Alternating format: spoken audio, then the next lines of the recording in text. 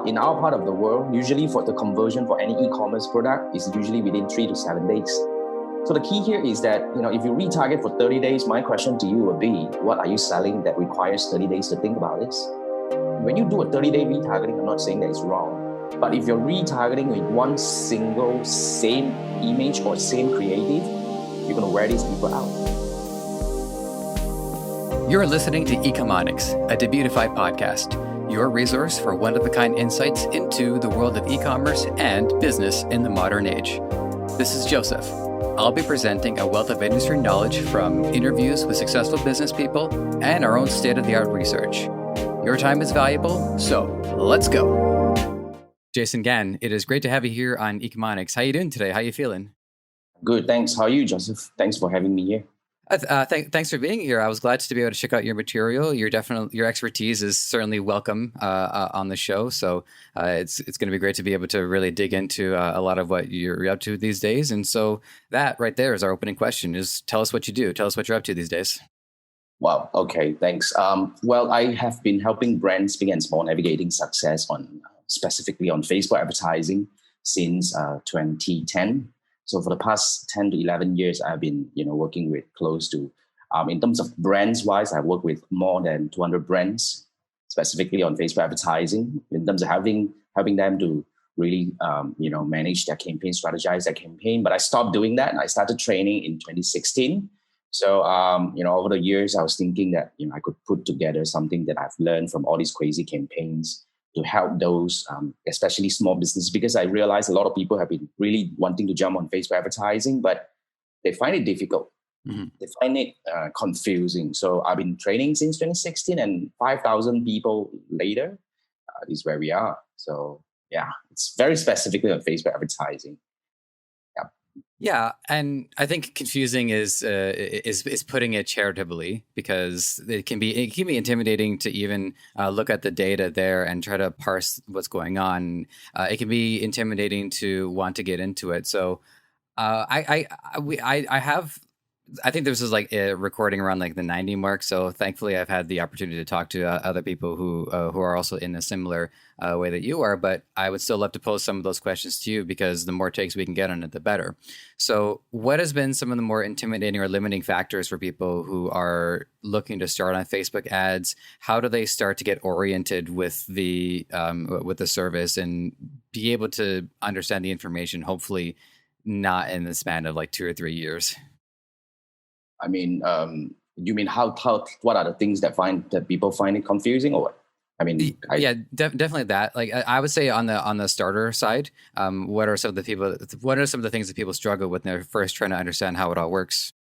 Well, when it comes to Facebook advertising, in my opinion, there are 3 main factors, or I rather call them the 3 main pillars of what makes a good Facebook ads campaign. So in my opinion, it has to be able to send the right message to the right people, to guide them to take the right action. So that summarizes the 3 main pillars as the right message being the ad creative.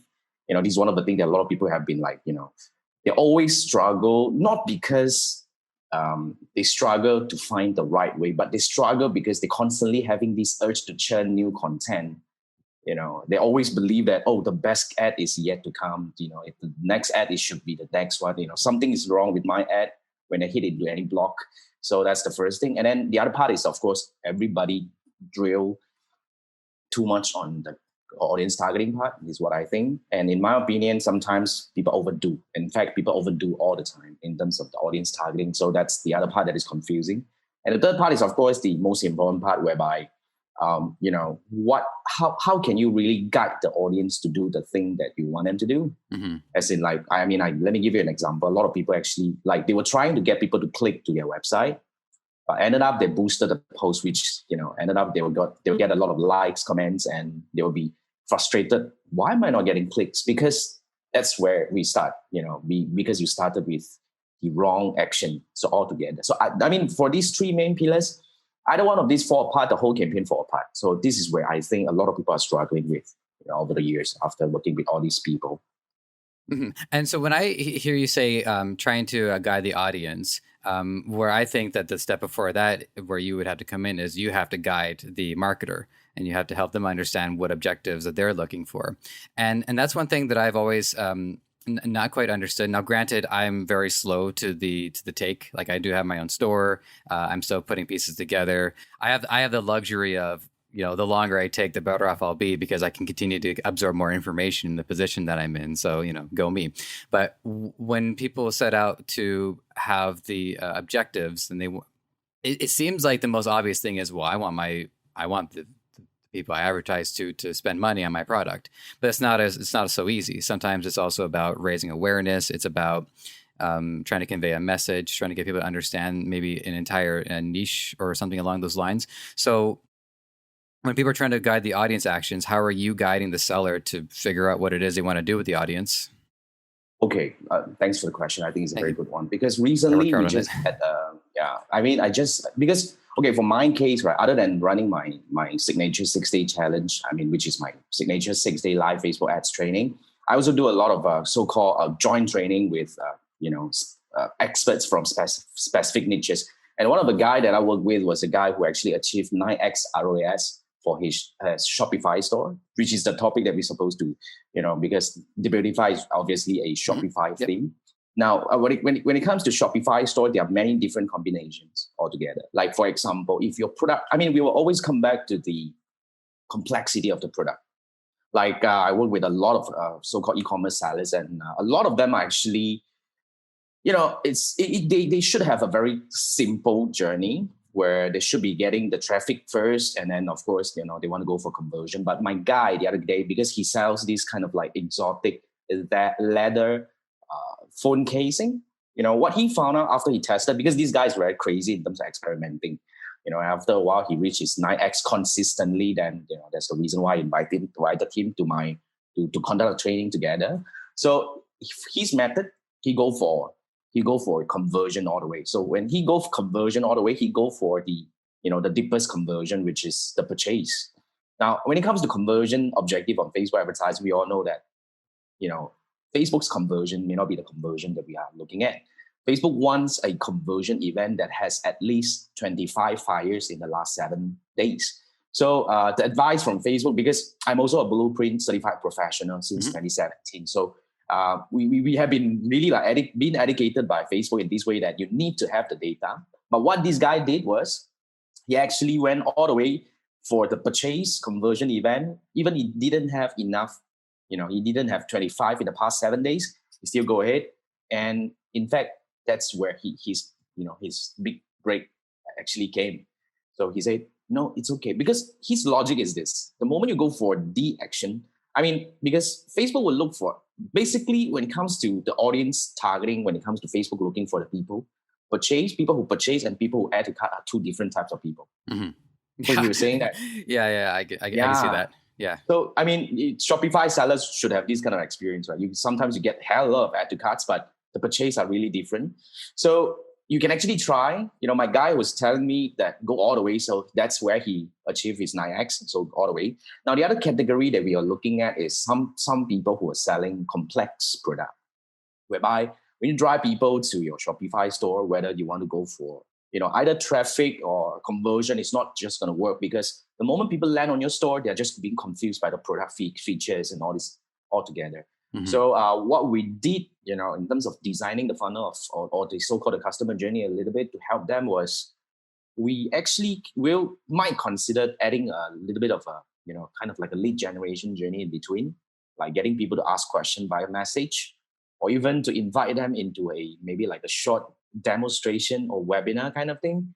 It worked pretty well for one of my coaches, which is, she sells this, it's like a beauty device, which costs about, somewhere about $300 to $400 US. For something, a product for Malaysian market and Philippines market may not work that well because people may be like, because it's kind of expensive. If I'm new to this, I may not want to commit this amount of money into this. So what we did was we added a webinar, a short one, just like a 30 to 40 minutes kind of thing for people to just jump on and to see the feature, and we give an offer on that. So it worked pretty well for this coachee of mine. So I think that pretty much depends on the complexity of the product, I would say. But I would say constant experiment is still very important in this manner. Yeah, so one of the things that I would want to know a little bit more about in regards to the webinar is how how you were able to retain interest in it. Because I mean, we're lucky if people will watch a 30-second ad for 5 seconds, right? Because that's why the hook at the beginning is so important. But to get to somebody to be compelled to watch a webinar, which can be anywhere between 15 to 40 minutes, it seems like they need to have a lot of interest to sit and pay attention to it. And I say pay attention in particular because people can have the webinar going and then end up looking at their phone and then not really be sold on it after all. So was there like a degree of consumer warmth that they were going after in order to, I guess, guarantee that people participating in the webinar would be participating? Well, averagely, when it comes to webinar in our part of the world, I'm not sure about your side of the world because we talk about. Sure. Well, let's establish that real quick. I'm in Toronto, Canada. So we're in the West. We are actually in Malaysia, which is the Asia region, Malaysia. And I serve the region I'm actually pretty much deep rooted in the Southeast Asia region. So my main market are Singapore, Malaysia, Indonesia, Philippines, and Thailand. So these are my main markets. So I have a lot of students coming from all these regions. So for our part of the world, to be very frank, if a person really go all the way and sign up to the webinar, we usually will have about 30 to 40% turn up rate. So that's the first thing. And then when it comes to people who stay until the end, that varies. That pretty much depends, coming back to the person, whether are you good at doing it? Are you engaged enough to get people to, to do whatever they want to do? So that's pretty much about the number over here. So, I mean, when it comes to, that pretty much will come back to who are the people that you're inviting to the webinar instead. So we do not go out and invite the strangers.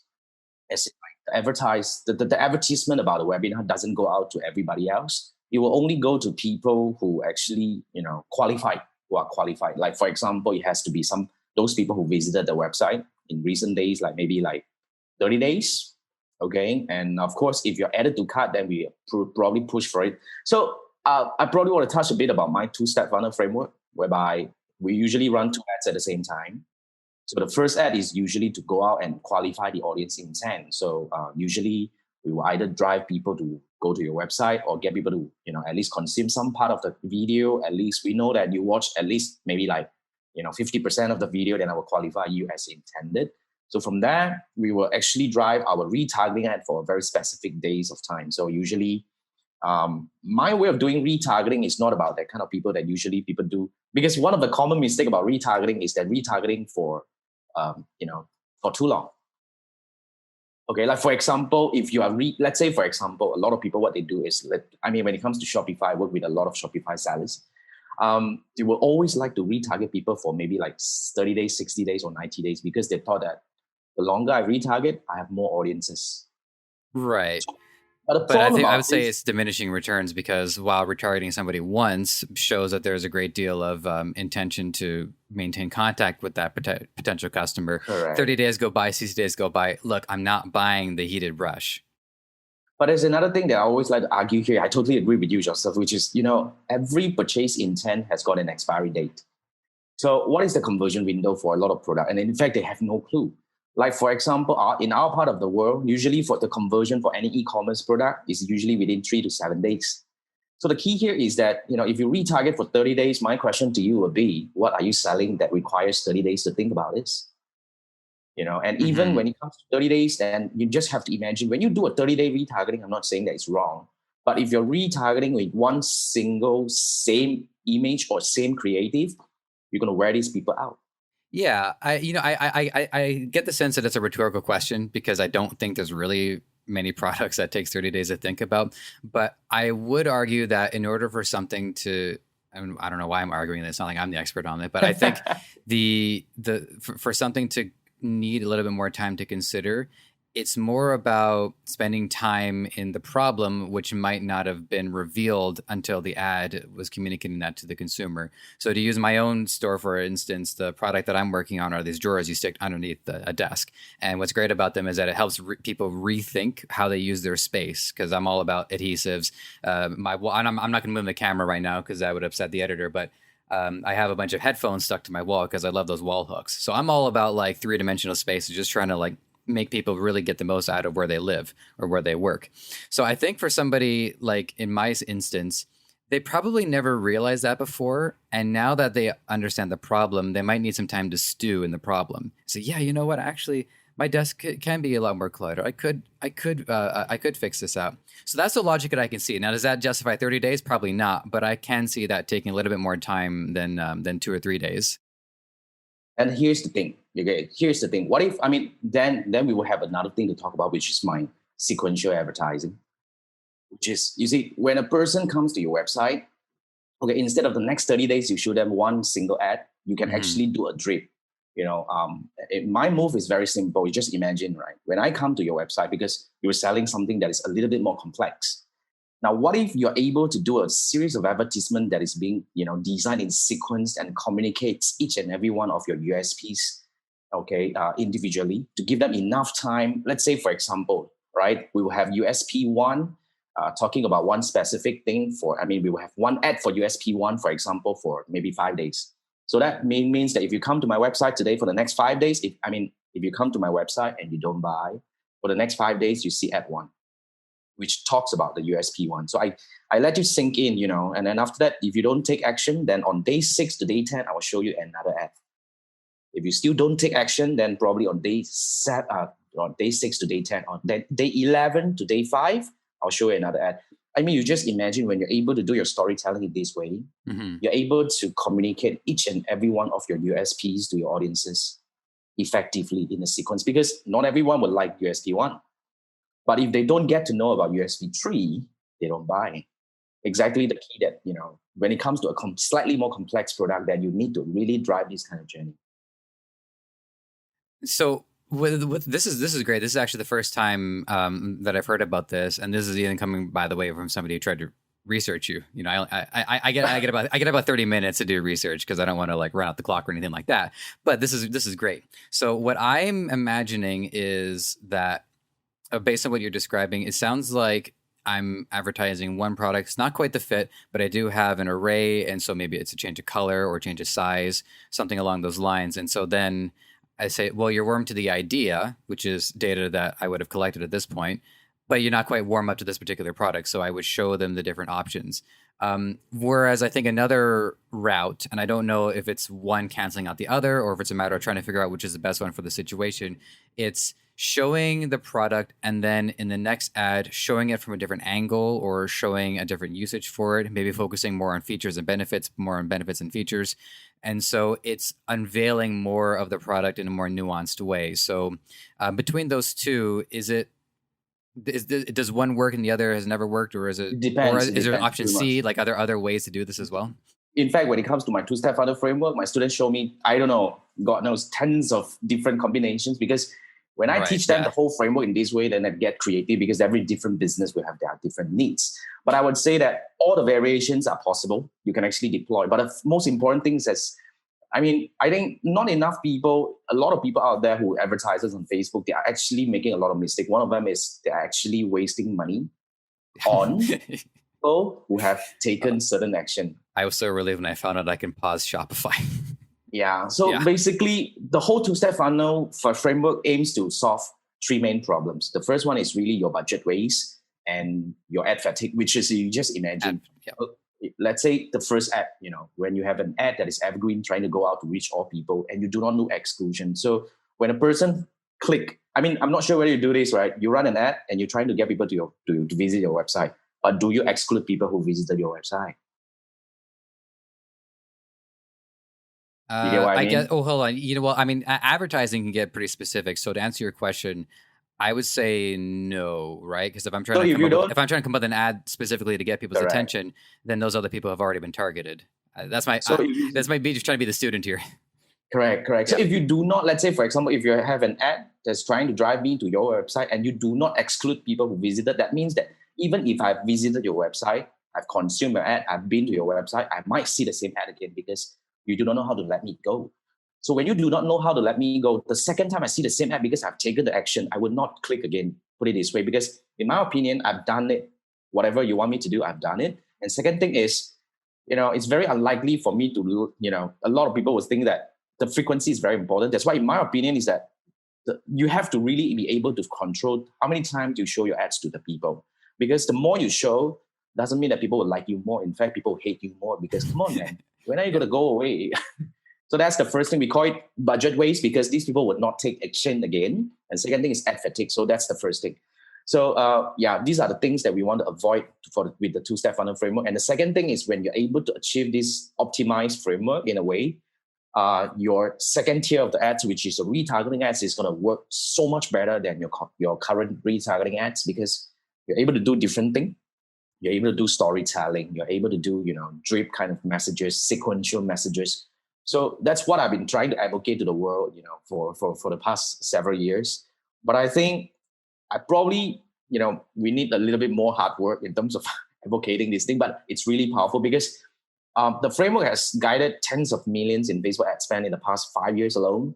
And I've actually worked with 1,000+ people in this thing. I think it's really something that a lot of people will have to consider, especially when it comes to if you're on e-commerce, the different kind of ROI that you're getting is crazy. Mm-hmm. Well, I have to say, like I mentioned before, I don't exactly keep track of how many interviews I've had, but it's been quite a few. I would say, like around 85, 90. And this is, unless there's like in that first wave of interviews where I'm really only just starting to understand this, maybe somebody brought it up, but other than that, this is the first that I've heard of this. And yet it sounds so fundamental because what you're really describing is the story arc. It's something that is used in film. It's used in television. It's the beginning, you set up your rising action, drama, climax, and conclusion. And so in order to disseminate that through a set of advertisements it's fundamental to the human experience. I don't suppose you could probably give us an example of like what would be a story arc on one of the more complicated products. I would like to hear one, but I understand if there's like client privacy issues that you don't want to run into. So whatever you are willing to tell us about it, I'd love to hear it. Well, I can use my example. Okay, that works. Okay, I can use my example because I can't use my clients or my coaches example because I don't think it's right. So like for example, when I want to actually like one of my front end product is my 6-day challenge. So my 6-day challenge is actually a 6 days straight in a row where I teach you live 1 hour a day to teach you one key topic a day to help you pick up and implement this two-step funnel framework. So to everybody who is interested in Facebook advertising, there are 4,653 Facebook ads trainers out there. Why me? So what I could do here is that, when I know, let's say when I run ads to all the co-audiences, right? So first thing first, I'll be using a video. So it's going to be like a minute video. So if you watch this video up to maybe like 25%, then I'll make sure that you will not see my ad one again. So because that ad one is for me to reach fresh audiences. So that is my first key qualifier, which is I want you to be excluded. And if you visit my website, of course, you got to go out. So that will become an evergreen campaign. So that's the first thing. Now, and in turn, when I know you watch this video up to 25% and you visited my website, either way, so the next thing I'm going to show you is I'm going to show you one ad for 5 days saying that, hey, do you know what are the mistakes that you have made when it comes to Facebook advertising? So I try to explain one key mistake at a time. So basically I would actually, have a video to talk about mistakes. So that would actually pick up, if those people who are really serious and they were still thinking, either one of these mistakes will hit them. If I could just insert one thing, just my own learning so far, is that this ties into the old bad way, new good way, where I think that's the part of the advertising flow that you've gotten to at this point, was you're showing the mistakes people are making, which is the old bad way. Yeah. And then after that, right, if you still don't take action after watching either of these videos, right, on day 6 to day 10, I'll start telling you that, okay, now who am I? I'll start telling you that, look, I'm actually a Blueprint certified professional. Just to give you a bit of comparison, because I know that you probably up to now, if you're still on the bench and you're still considering, then you're probably thinking that who the hell is this guy? Yeah. Right? So I'll be like, okay, now this is me. I've been doing this for 11 years. I've guided tens of millions, and I've actually, I'm a certified one, and I'm a preferred agency partner by Facebook and all that, to give the credibility, because that is the second part of the thing. So that will run for day 6 to day 10. So when you're seeing the second key message, the day 6 to day 10 to talk about me, you won't be seeing the first retargeting ad, which is to talk about the mistakes. All right. And then after that, right, if after the day 6 to 10, you still don't want to take action, you're that stubborn, fine. On day 11 to day 12, it's a 2-day thing. I'm going to give you a discount. And say that, look, this is the last chance. Come with me at this, special discount code to do this, or this is it. I won't bother you anymore. So it actually creates that kind of like, in a way, the audience would really know that, okay, this is the last. If I still take action, if I still want it, I will take action. If I don't, then okay, fine. This guy won't bother me anymore. And I will make sure that if you come up to now and you still don't buy, you will not see my ad for at least 60 days. Mm-hmm. So I'll make it happy. Yeah. And you're targeting specifically, I mean, I don't just think you're targeting Shopify people, although maybe that's a specific interest group if you notice that demographics change from which platform people choose. But it sounds like that you are targeting other sellers, other people in the e-commerce. I mean, can you tell us like what interests you're using or like how you're, because it is funny to think about for a second, because usually the interest is targeting people to give them the product, but in this example that you give us, it's targeting the targeters. So how do you know really what interests or what way to get a hold of people's attention? Like how would me being someone who could qualify for this, I suppose there's some regional limitations there. I don't know how far reaching, if you're trying to get people in the States or if you really are just focusing on Southeast Asia. So you can tell us about that part too. But like in terms of targeting people, how are you getting the targeters? Okay, so basically just to recap a little bit on the 4 ads, the ad 1 is really the evergreen ad that is reaching out a fresh audience. And ad 2 is the one that talks about Mystic. And ad 3 is the one that talks about me. Ad 4 is the final offer. Okay. Now, ad 2, 3, 4, these are all retargeting ads. Okay. So there's no targeting, detailed targeting in this thing. So the detailed targeting or whatever interest targeting is only on the first ad. Now, when it comes to first ad, after so many experiments and all this kind of thing, like in the past many years, I realized that there is no one way to rule them all. But you know what I use? I use lookalike audience all the time. I mean, this is really depends on the school of thought. But in my opinion, if you have very high quality lookalike audience, you should consider using a lookalike audience. When I say high quality lookalike audience, let me give you an example. People who like your Facebook page versus people who purchase on your website, which one is the higher quality one. Always go for the highest quality, which is people who purchase. You see, all you need is really, according to Facebook, because I recently just completed my blueprint recertification, and in one of the reading material, I actually because all the while, when we talk about creating high quality lookalike audience, is really to go for people who are, Facebook always tell that you need to have at least 1,000 in this seed audience, which is like, let's say if you want people who purchase, right, you must have 1,000 in it in order to create, the lookalike. But what I picked up recently is Facebook says, even 100 is good enough. So I would say if you have at least 100 or a few hundred people who bought from you before, just bloody input their phone number and email address into it and create a custom audience and use that as your lookalike. And then when you are using lookalike, in my opinion, I'm the kind of person who do not like to have a lot of so-called detailed targeting, because there's another school of thought where people would test maybe 50 or 30 different interests. And at the end of the day, what I'm actually arguing here is that when you have, let's say 20 interest targeting, let's say you probably go for Shopify, WooCommerce, WordPress, and each one has an ad set on its own. Now, my argument is this, there might be, definitely there are people who actually like Shopify and WordPress at the same time. So how do you avoid this overlapping? So when you can't avoid overlapping, in fact, these 20 ad sets that you're targeting different interests, they are going to compete among each other. So when they compete among each other, you know what is going to happen? Your overall cost is going to come up. So, and when you slice your budget too thin, when into 20 ads, let's say ad sets targeting different interests, you might not be able to exceed learning fast enough for each and every one of them. So at the end of the day, what's the purpose of this test? So my argument is always very simple. I'm not trying to prove which interest works better. In fact, in turn, what I'm actually trying to do here is I'm trying to make a campaign work. Yeah, that's my opinion. So after several tests, I would say that there is no very specific, so-called method that can implement to all. But I would say, I will agree with you. Like, for example, when I run my Shopify course, I'll be targeting people who are interested in Shopify. And I will also target people who are interested in WooCommerce, because that could be people who are actually doing research, So because when you go for Shopify or WooCommerce specifically, this is actually the interest. And interest means if you like their page, you're actually part of it. So plus, you never know. I mean, they could be on one platform one day, but then they can find another platform is more suited to their needs.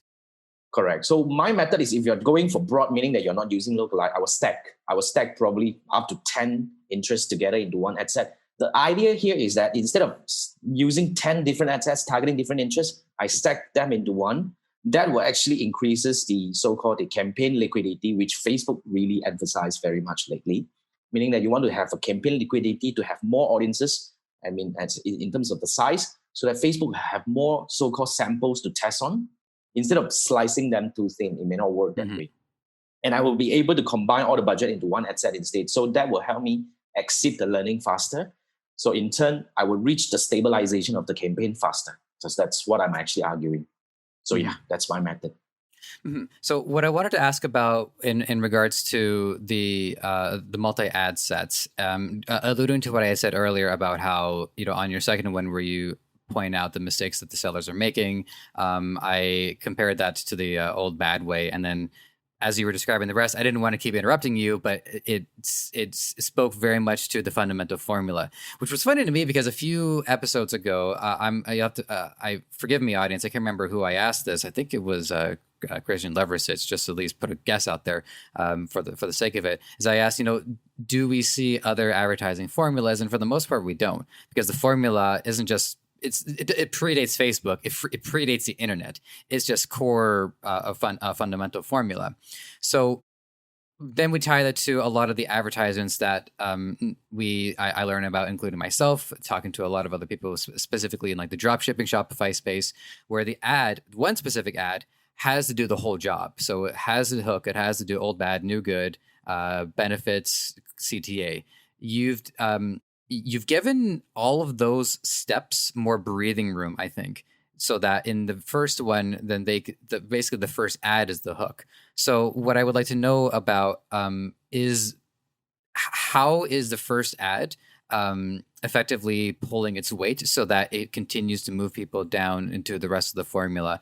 Because you say you're checking how long, I guess, people look at the advertisement for it. So yeah, that's what I want to know next is how you make sure that the first ad is effective, because that one is pulling the weight not just for the product, which you eventually want to get to, but just to get to the other ads.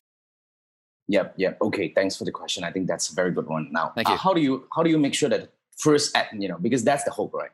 So when it comes to first ad, I would really disagree with the method that you're saying just now. Sure. The one particular ad itself that you chuck everything in, just turn the table around. Do you consume this kind of thing? Do you even bother to click continue reading and actually try to find out more and all that?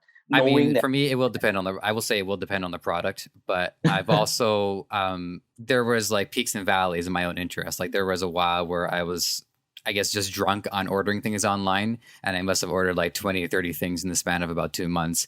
So I have burnt out from that, and I'm back to my own more discerning method, where if I'm going to look at a brand, I do compare them to other household brands that I've seen for years and years.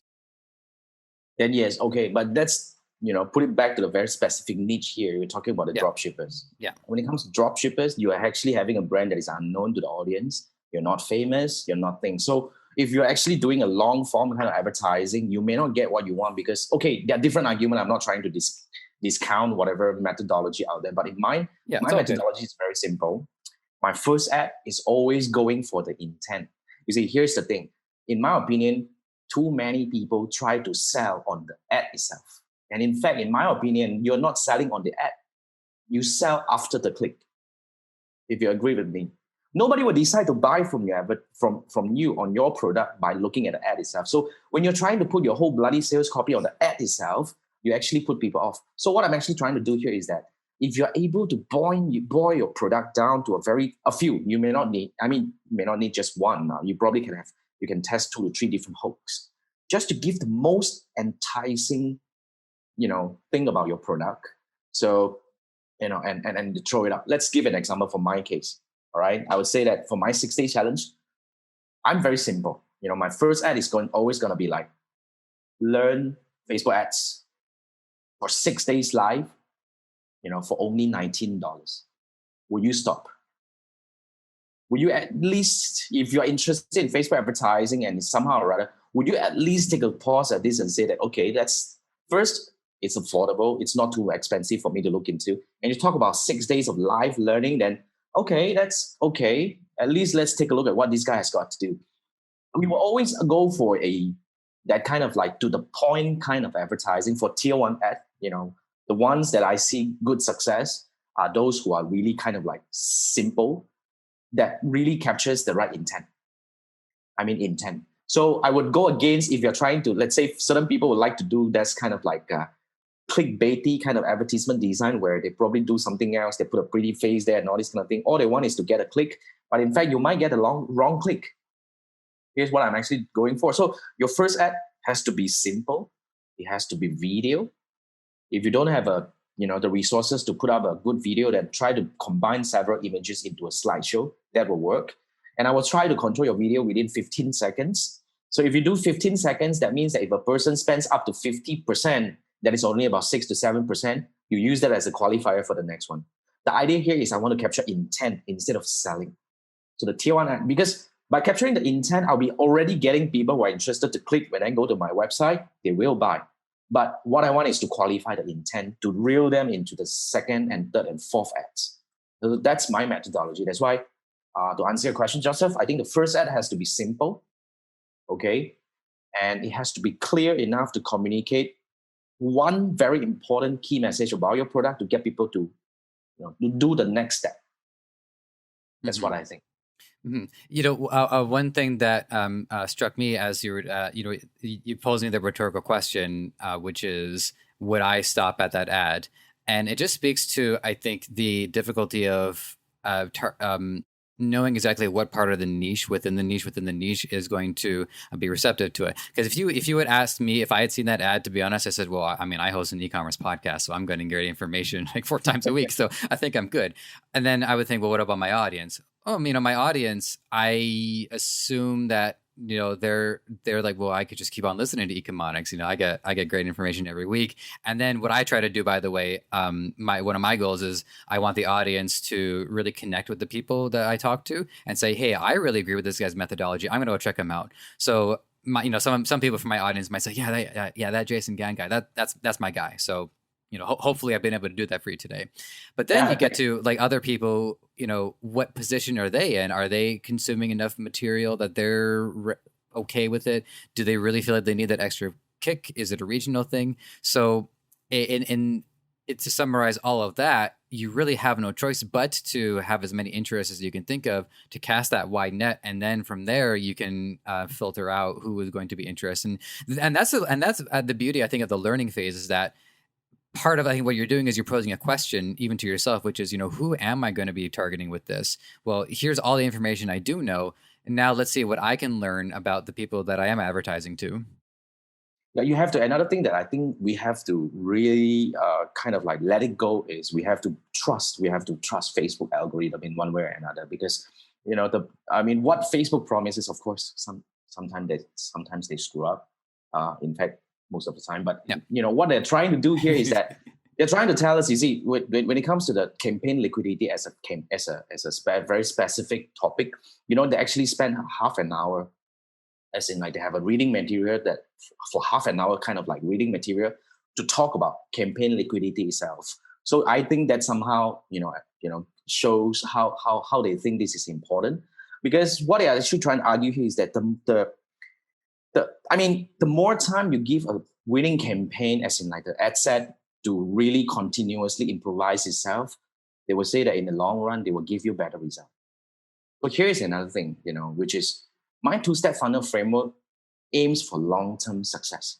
When I say long-term, doesn't mean for a year. Of course, we will say that at least 2 to 3 months down. Because another thing that I'm against is, you see, a lot of people change campaign or change ad set, change audience targeting, change creative change product too soon. Change product, which is called coming to the dropshipping part. So in my opinion, you might be changing this thing too soon, because let's say, for example, right, sometimes you have an ad campaign, you have a campaign running well for 2 weeks, for example, and then for 2 days it stopped working. And then what people will do? What would you do when you have a campaign running well for 2 weeks and it stopped working? What will you do? If it stops working, okay, I can do What's this. the first thing that you would do? Probably pause it, right? I don't want to lose any more money, and then I would go back to the drawing board and rethink. Is it creative? Is it? The last thing I want to do. This is me. Right. Like I am using dropshipping, but I was raised in like an old school Italian household, so we're very passionate about what we do, and the last thing I want to do is give up on my product, because I do actually genuinely like it and believe in it. So that's the last Exactly. thing I want to do. Exactly. So here's the scenario I'm actually trying to nudge you a little bit to think about this. So you say, let's say, running well for 2 weeks and it stopped working for 2 days. And then you were saying that you will go back to look at, is it the creative? Is it the audience? Now, when you think about this, then you are discounting the effectiveness in the past 2 weeks. Right. Okay. Are you saying that in the past 2 weeks, all these people just went nuts by clicking on the ad and buying from you? And you're now saying that, because it doesn't work for 2 days, is the ad creative problem. I mean, this is doing this ad creative no justice at all.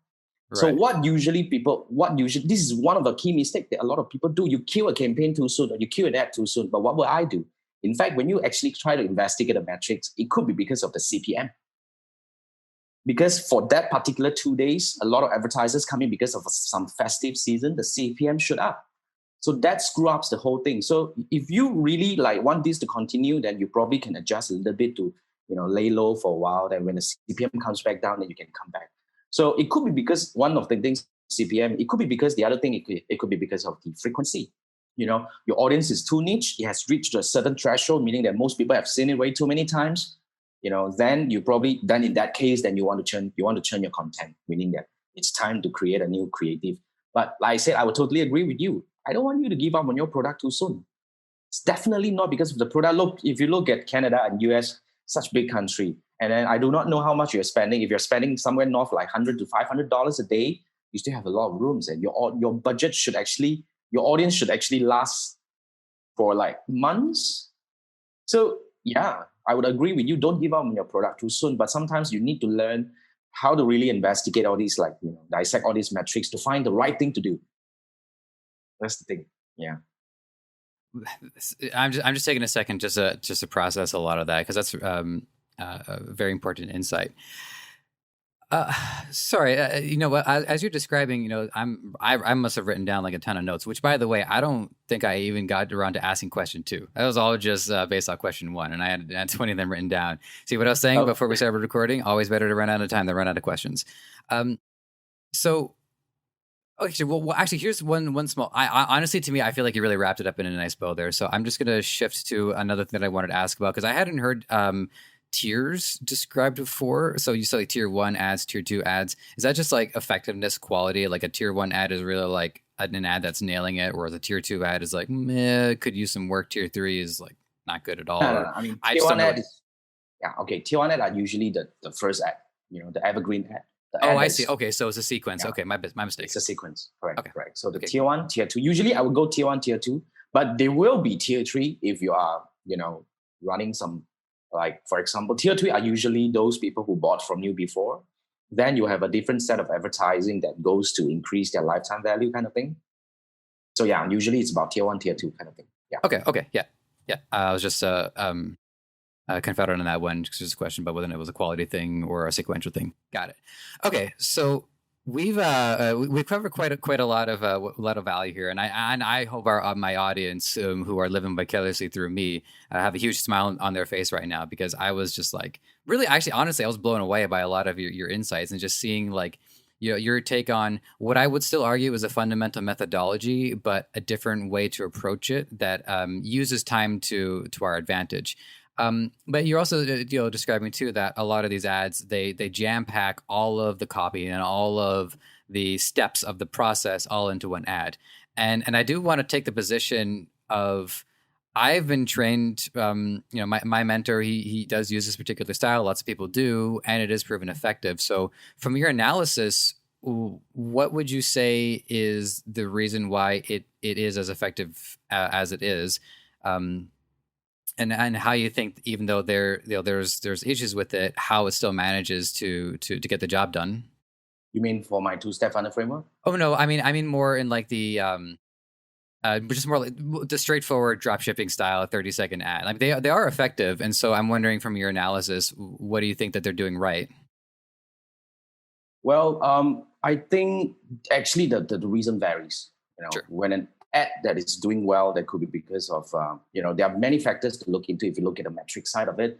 So if you ask me, how do I actually judge whether the campaign is, or so-called particular ad is doing well? Because you see, like I say, from the very beginning, we talked about the 3 main pillars, right? It has to be able to send the right message to the right people to get them to take the right action. So I always say that, Like, for example, granted, now we know we want to go for conversion, for example. So the action is pretty much done. And the audience is pretty much kind of like, there are different school of thought, you go for it. Now, what is left is the creative, which is we have no control at all. So that's, in a way, we have no control. So let's say, when we have a campaign that is running well, and if we want to investigate if it is performing well, there are a few key metrics that we'll look at. First thing first is definitely the CPM. So, I won't be able to say that there is a benchmark CPM for all industry. Different countries will have different CPM kind of thing. But when you have been running ads for your business for a while, you sort of have a benchmarking CPM. So if the CPM is kind of like similar, that is fine. Now, the second thing that we will look into whether the creative is effective or not is to look at the CTR. Now, CTR, there are two sets. All right. The first CTR is really the CTR all, meaning that, when it comes to a Facebook ad, there are so many things to click on. Playing the video, clicking the like button, sharing it to friends and all that. So that is CTR all. And in my opinion, if your CTR all is below 2, that is really an early indicator that the ad sucks because people are not engaging at all. So our benchmark is for the CTR all is 2. Now the other CTR is CTR link click, which is, people who click on the call to action button. Now, when you have, let's say, for example, if you have, okay, cool, you have 2 CTR all, meaning that, okay, somehow or other you are doing averagely okay. Now, on the other side, you have CTR link click 0.5%. That is an indicator that, it's not doing well. Because our benchmark for CTR link click is 1%. So if you're below, that could be because your ad is engaging in a way, but your call to action in the ad creative or in the whatever itself is not strong enough to guide the audience to take the action that you want. So what we usually do here is we will tweak the copy a little bit or, because we don't want to tweak the creative, as in like the video itself, because that will re-trigger the learning significantly. But when you're actually tweaking a line of the call to action, meaning that just add it, say that, just emphasize it a little bit stronger, the first 2 lines, it might do the job.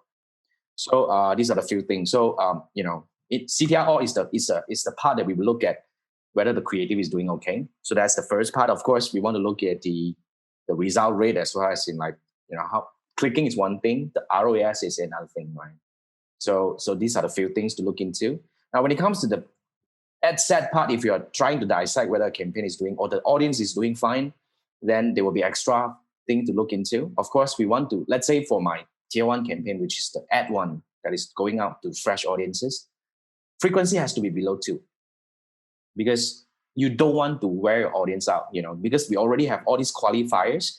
By watching the video, you go out. By clicking the website, you go out. So that will significantly make this a evergreen campaign. So the frequency should be below 2. So if it hits above 2, then you need to work on your qualifying, meaning the exclusion part of it. All right. So when it comes to tier 2 part, then, we will always go for at least 2 to 3.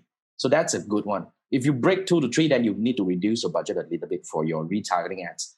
So there should be a balance when it comes to the whole combination. But I would say, that's how I would look at the effectiveness of a campaign from several aspects in terms of the metrics part of it. Yeah, that's a good takeaway. And when I said analysis, I was definitely pleased at your actual analysis of it. So that was exactly the answer that I was looking for. So we do have you for a little bit more time, and I kind of want to breathe a little bit because I do want to hear a little bit more about like your journey too. Some podcasts they do the journey stuff at the beginning, but I'm like, in this case, let's make sure we get the value first. But I do want to hear more about like how did you what were you up to prior to e-commerce, and how did you end up into this industry? Yeah, I mean, I graduated as economics graduate. I mean, I do international economics, so I think that helps in terms of the analysis part. When I first started my career, as in my first job was really, I was thrown by my boss to start a company, as in like she started the company and she just let me run it. I was like, what the heck, me being a fresh one. But okay, we sort of went through a little bit of interesting things, and eventually it just didn't happen. But I learned tremendous things from this one because I was given very minimal budget. So I learned all this. I self-taught all this. Like I'm actually a graphic designer. I can do this graphic design thing. I'm a website builder. I can build websites on my own from scratch. And, eventually I can do quite a number of things like Facebook advertising, video editing and all this kind of thing. And that sort of shaped me into digital because of that, I truly believe in digital because I was given no budget. I couldn't have done any conventional advertising, right? So that's where my entry into digital. And then eventually my second job was I was tasked to run the marketing side of a property portal, which is then acquired by one of the bigger ones in the region. So that is where I got really, different kind of learning, and when it comes to running a portal kind of thing. And after two companies working for 2 years plus, I started my agency. So when I started my agency, I was kind of like, I think I was crazy back then. We only like less than 2 years experience. I started at my own agency, but I think that was the most interesting time because can you imagine 2010? You talk about Facebook advertising to all these people in my country, they will be like, "What the heck are you talking about?" So eventually, I think it's the perseverance that actually went through. But of course, halfway through, I got distracted a little bit. I went on to actually founded a few startups, which I raised several rounds and here and there, and I burned them down to the ground, in a couple of years' time. So we lost, I think, hundreds of thousands, not to the million dot yet, but eventually these are all key learnings that shaped me. And and that, all these are all in digital. So that's kind of like, make me to where we are. And eventually, the agency part is the one that actually kept us afloat. But up to now, I'm no longer doing agency work. I actually shrink it down and we are no longer taking new client at the moment. I want to focus on the training and coaching part because in my opinion, this is the better way for me to help more people. Because running an agency, we have a limitation. You can only take that many clients. Yeah. It's first thing first. And it's very difficult to scale. So that's where I am, after 10, 11 years, yeah. So that's what I truly believe in helping more people with what I have. Mm-hmm. Well, I respect that. It's interesting because I've talked to other people about the challenge of scaling. In my view, I always looked at scaling more about not so much like how many individuals, but how much impact each individual has in whatever it is that they're doing. Because if that individual is now going to pay a larger amount of money, then although I'm not immediately helping hundreds of people, what I am doing is I'm helping one person who is now affecting other people. So that's always been my quirkier take on scale. If I'm max working on 10 clients, then I would want to churn out the lowest paying ones and end up with the higher paying ones. Case in point, I was a freelancer and I was doing audio editing prior to this. And so this was a job that I had applied for as a freelancer, and let me tell you, I turned out a lot of people after I got hired here. So I'll just put a pin in that. And then, so the two things that stuck out. One of them, it did stick out to me when I was looking into, because I know one of your training is about real estate, and then you had mentioned that part of this was like a property portal. So you've had like a little bit of experience in the real estate sector, I understand. I do actually. The other day I was just being asked by one of a potential coachee that wants to come into my coaching program. She asked me, "Okay, you say real estate. What have you done?" I said, in the past 10 years, I think I have generated somewhere 600,000 leads for all my clients combined. So if that's not something worth mentioning, then I don't know what it is. Basically, I work with most of the major property developers in my country. And on top of that, I work with a lot of real estate agencies. I learn a great deal from both sides because they are different animal. Property company, as in developers, they will have different needs, and the way they'll approach lead generation and campaign marketing, Facebook ads is different. And when it comes to the agency side, they are different. So yeah, I mean, that really boils down to my very much origin, because I was in the property portal as my second job. Because of that, I really like this industry because first thing first, it's a very interesting industry where, there are a lot of different variables when it comes to marketing mix. Like, for example, let me give you an example. I coach one of the largest property developer in my country. So, they have projects all over the region. And in fact, when you're using the same method, even it doesn't apply to all of the regions in a very similar way. Like, for example, we have this northern region. If you use messages, it works really well for them. But when you use messages in the southern region, it just crap. So I think eventually there are so many variables that you can do. It's actually kind of similar to e-commerce, but that property part really is something that I'm more interested in. But of course, I still involved in a lot of e-commerce projects. Yeah, I trained in the past 2 years alone, I trained close to 2,000, close to 3,000 e-commerce sellers, regardless drop shipping or e-commerce marketplace sellers or, Shopee sellers, WooCommerce sellers. We have quite Yeah. a lot of them. And one thing that I think is particularly noteworthy about real estate is compared to many other industries, there is a great deal of increasing in value because, in order for an economy to function, it's always about progress, and it's about enriching more people, lifting more people out of lower classes into higher classes. And so property, in theory, and oftentimes in practice, it continues to raise in value so long as the world around it doesn't fall apart. So Yeah, I think that's one major difference between that and with e-commerce, or just generally with products, not just e-commerce, it's just commerce in general, is that a lot of that consumption is really just sustaining one's quality of life, whereas real estate is about the ability for somebody to make an investment, live within that investment, and then as the time comes to move on to a higher investment, they can then make more money there. So it is like an upward rising accumulative industry. And I don't think there's any other industry. I really can't think of any other industry that's like that. I mean, cars deteriorate. Yes, correct. Yeah, I mean, okay. So, I mean, there is investment, there is banking, but to me, but that's it's still the not different quite the same animal. thing as like an industry because there's not a transaction in the same way. Correct. Yeah. Yeah. So the customer journey is also very much different compared to the different industry. So I think that's a very unique industry that I think I really like the way it's done and kind of like the learning out of it. 10 years and I'm still learning because the people really changed. Yeah. So that's a very interesting industry that I'm always in. Yeah.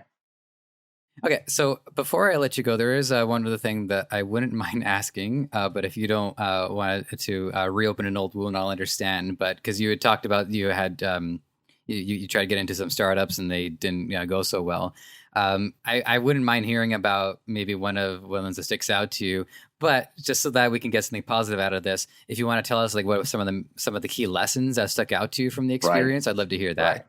Okay. So one of the startup that I raised about $500,000 in my country, ringgit, not dollar. That's probably kind of like $500,000. It's kind of like 100,000 in dollars. So what would you say the currency was? Ringgit? Ringgit is 400-ish thousand. So it turned out to, US dollar is about 100,000. So that was a startup that I actually built. It's like a Facebook commerce kind of thing. So I think it's very similar to whatever we're talking about here. So because at the point of time, Facebook's apps was really the in thing. If you talk about 2012, 2013 kind of thing. Yeah. So that point of time, Facebook desktop version was still the in thing. And I built a lot of so-called Facebook apps, kind of like you build a microsite within Facebook environment. And then a lot of people uses that to really like run contests and all this kind of thing back then.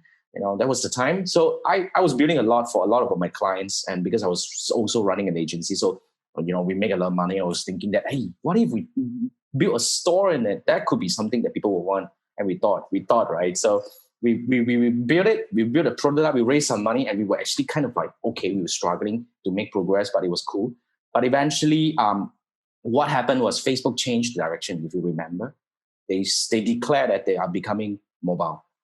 So they ditched the desktop part of the thing for a while. They really focused on mobile environment for really long time, and they never carry along the so-called the Facebook apps kind of thing within, as in the microsite within Facebook environment to the mobile side of it. So overnight, the whole startup idea turns into, it just didn't work. So over the year, we try to pivot and all that. We still don't run into something that is more viable. So at the end of the day, we just sold the company. So a few key lessons I learned. Okay, I spent on marketing too soon. I didn't. And I spent on marketing too soon. And second thing is I actually expand my team too fast. So these are the key mistakes that I made. And second thing is, third thing would be, I was too naive in terms of my so-called fundraising strategy. I was way too naive in that. So in fact, that causes me 2 years of my time to really kind of like work things out with my investor back then, as in like to resolve the whole thing. So that's the thing. So ever since then, I don't raise fund anymore. So everything I do since then is really it's really like bootstrapping method. If I don't make money on day one, I don't make it. I don't do it. That's the thing. Yeah, like I come from like the more liberal and arts side, and I've seen, I mean, smaller scale, but a lot of art projects. A lot of people are using it for their books, and I have my own creative stuff too. So other people have asked me if I want to set it up, and I've seen some things happen. Like one guy, he did this book. It was a bunch of collection of all the comics that he'd done online. And then he had a stack of about, I don't know, 400 to about 600 of these. And he just had like a total mental breakdown, and he set fire to all 600 of them, and then his crowd didn't get anything. So, I would never want to discount that particular model out completely, because I have also seen some successes too. But yeah, it's a different thing to reverse a transaction in that way. So it is a whole other beast entirely, probably worthy of its own other show, which I'm sure there already is a number of shows like that already. So with that, Jason, this has been fantastic. I got to tell you, it's great to know that with each interview, even though I'm continuing to learn, that there's always something new and there's always something to discover. And today is certainly a standout example of that. I really did not know about a lot of what you talked about today. So for that, me and my brain, we want to thank you very much. And if you have any last piece of advice or wisdom or your favorite quote, proverb, anything like that you'd like to share, you're welcome to. And then let the audience know how they can get involved with your content and get involved with you. Yeah, I mean, there are two angles to look at this thing. If you're looking at from business builder point of view, my only advice is only to keep building, because to be frank, there's so many things that you can build. There's so many values that you can create for the world. So don't settle with whatever you have done right now. Keep building and see whether you can actually create. Like for example, I've been teaching, and what I'm actually at this point of time, what I'm doing here is I'm bringing more so-called potential good trainers into my universe, because I think I can only teach Facebook advertising, but I can't teach, let's say, Google advertising. I can't teach Canva design. I can't teach all these things. But, if I don't introduce these cool people with so much talent to my community, these people won't get discovered and in turn, my audience won't get to learn. So keep building is one thing. So that's from my business builder point. And if you're actually looking at, the Facebook advertising point of view, I would say, a lot of times, this is really my advice, don't kill a campaign too soon. It may not be that, to be frank. Just dig deeper to see what's really going on. Try to keep a campaign running for long term. It's always beneficial, just like what Joseph was saying. Don't kill a product too soon, because it's not the fault of the product. It's definitely not there. Let's find out what's wrong, and then we improvise from there. That could be a better way to do this. Yeah. So talking about that, if you guys want to learn more, you can actually go and find me out. Look me out on YouTube, my YouTube channel. And then if you want to learn with me if there's anything you want to learn with me, that you can actually look for my company website, which is, I think everything starts from my YouTube channel. Just go to my YouTube channel. Then everything, actually try to look at that. And if there's anything you like, then definitely we can start getting in touch from there. Excellent. And with that, once more to our audience, thank you as always for your participation. It means a lot to me to be able to get this information and share it with all of you. So with that, take care, and we will check in soon. Yeah. You're absolutely right, but my main thing is Hey, this is Joseph from Ecomonics. Just wanted to thank you for being here and for giving this content your time and attention. I hope you learned something. I can say with certainty, I have learned something with every episode that I have done, and I don't see that changing anytime soon. There's a couple things you can do to help us out.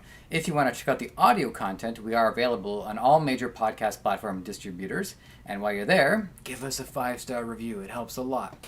And while you're here on YouTube, there's a lot of things you can do to help out as well. It's not going to take very long. Subscribe to the channel, hit the like button for this episode, and hit the notification bell so when we have new content for you, it's going to be at your doorstep ASAP. Lastly, this podcast is created by Debutify, the best Shopify template available. It is 100% free for you to start, and it can change your life. It can make you so much more free than you are right now. So if this episode wasn't enough to convince you, I think a few more might do the trick. So have at it.